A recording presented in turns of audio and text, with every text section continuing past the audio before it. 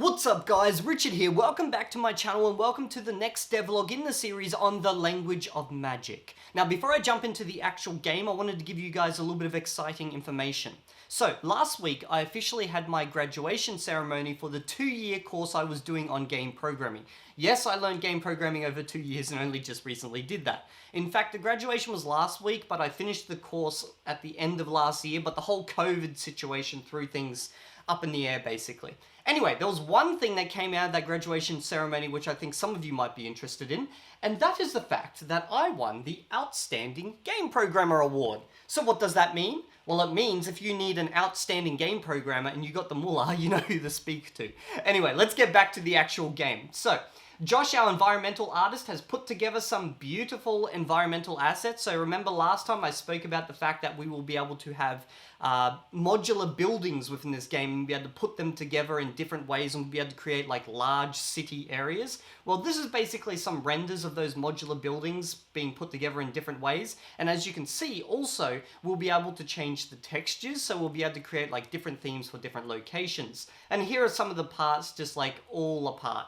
And it's got some more there, and I think you guys saw that one last time, or at least a variation of it. Now, I want to show you what we've done with the spell system, because the spell system has actually advanced quite a bit. Now, here you are, your beautiful little character, and let's pretend that there's a wall to the left here and a wall to the right, and you want to get past this wall. Now, you've got this box that's in the way, that's blocking you. Well, remember, language is magic in this game. So I'm going to select this box, and I'm going to cast a spell to make it smaller. So, mi malgrandigas la scatolon. Now, remember, you would need to know these things within the language, so you'd have to learn these through the game. But anyway, I'm just going to show you, and also I've started working on the UI, as you can see with the speech bubble. I'm going to round off the edges and do some other things, but you'll see that all in action later. Anyway, I'll make it small, and now, since I've done that, I can actually walk over it. Or I can walk onto it, and let's say I want to propel myself to a location, or like lift myself up. Well, then I should try the opposite, mi grandigas la scatolon. And now I've made it big, and boom! Look at that. So now you'll be able to like maybe reach a different area or something like that. But let's just say that you don't want to use this to like get to a location or walk over, but you actually want to move it to a location. So, mi pushas la scatolon, and it's like, doof, now you've moved it. So maybe you can move it out of the way or move it onto a switch or something like that. Or alternatively, you want to bring it to yourself, mi tiras la scatolon, and it's like, doof. That was probably a little bit too much force. I'm going to work with that later, but you get the idea. You'll be able to pull it towards you. I'll cut down the force. Anyway, let's go have a look at, so over here we've got something that's called modular people. I've just started working on that. I'll go into that a bit after I show you a battle sequence. So we've got our little enemy here, and I'm going to cast a fireball at him, and he's going to get hit with the fireball. He'll fire back at me, and let's see what he does. He's going to go for another one, so I'm going to go for another one. Oh, no, I'm going to swap it up. I'm going to hit him now with water, and he's healing himself now. And then I can, like, shield myself, and then I could, like, heal myself again. And he's done that. So you'll be able to create combos. So I hit him with a fire, and then I'm going to hit him with a earth. Okay, so I'm going to do that now. And that creates a combo. And if you watch his health, see his health tick down, and then he died. He got hit with a dot effect. Now, we will have visualizations for all of that stuff later, but there's basically two parts to this game. The first part is the fact that you will be able to use spells based on language, and the second part is that certain spells will have like elements and stuff, and you'll be able to combine them to create different like combo effects. And the last thing is, which I probably didn't show you, I'll show you this right now. I'll just quickly go back into that battle sequence. Let me just go here. Okay, so I'm going to fire a fireball at him. Then I'm going to hit him exactly the same again with the exact same fireball. I'll let him heal himself because I don't want him to die. Okay, now watch how much damage the fireball does. Oh, that time it killed him. But basically, there's this system that we've put in place. You didn't really see it there because probably the visualization sucks and everything at the moment. But basically it's called diminishing returns. If you keep spamming the exact same spell over and over and over, what's going to happen is that spell's going to become less and less effective. And the idea behind that is that you want to mix and match spells to get combos. And two, we want the player to actually have to use more than just like 1 or 2 spells in a battle or in a scenario.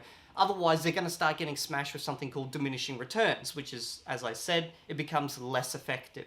So we're basically giving you a reason to mix up spells, so you get combos, which means you practice the language more, and a reason not to just spam the same spell over and over because it will become less effective. Okay, so now I've also set up a system for the designer, which I just kind of wanted to run you guys through and show you how it works from his perspective, because the designer is going to be basically like creating spell combinations, layering out the world, etc. I won't be doing much of that. I'm too busy with the programming. Okay, so we've got this this system of elements. So we've got water, earth, air, and fire. So you've got elements. So when you cast a spell, they belong to one of those elements, and then if you combo different spells from those different elements, that's where you get those benefits. Obviously, don't worry about that. That's not important. Neither is the allegiance. Okay, so we've got offensive spells. So you've got the fireball, and there's like 2 ways to actually cast this fireball. You can say me el sorachas fired on, or me fired on el sorachas. And we'll basically be able to create like varying ways of saying the exact same spell there. Then we've just got some stats on the spell, the particle effect, and this is a fire spell. Which means we will have to do a lot of work to be able to like mix and match like the different ways of saying the same spell. Yes, but the fact is that some languages, when you move things around, the grammar just changes, and we need to be able to account for that. It's not something we can really automate. So we're going to have to do a lot of work in that regard. But, you know, that's life. We've got healing spells, shielding spells, and then we've got some greetings, which we'll be using a lot more of in conversations, because you'll be able to ask, what is your name, what is that, blah, blah, blah. Then we've got these world spells, so like pushing things, pulling things, making small, making big, and then this one works on things that are of the box category, but later on that would probably be like physics category, so anything that belongs to that would get pushed by that. Then if we go down here, we've got the different effects. Basically, these are combo effects, so a fire and a water creates a fire and water effect. So if I shoot you with a fire and then a water, or a water then a fire, you're going to get this fire and water effect, which means that you're going to get hit with an additional 15 damage on top of that.